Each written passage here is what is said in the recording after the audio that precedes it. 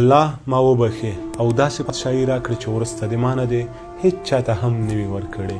همدغه دعا سلیمان علیه السلام وکړه او الله سبحانه وتعالی قبوله کړله.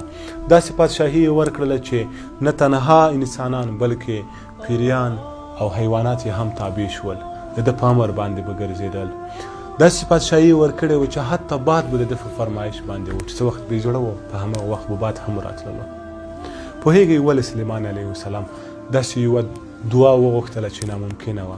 ځکه سلیمان علیه السلام پوهېدلو چې د کوم ذات نه غوښتنه کړي، د هغو ذات نه چې د بادشاهانو پادشاه دی، د هغو ذات نه چې خزانه یې هېڅ کله هم خلاصی نه لري، او دی پوهېدلو چې د هغو ذات نه دعا غواړي چې ناممکنه ممکن کولی شي. ته دې هم په دعا وکړې لکه سلیمان علیه السلام اوسه، یعنې په کمو هېڅ کله هم راضي نه شي.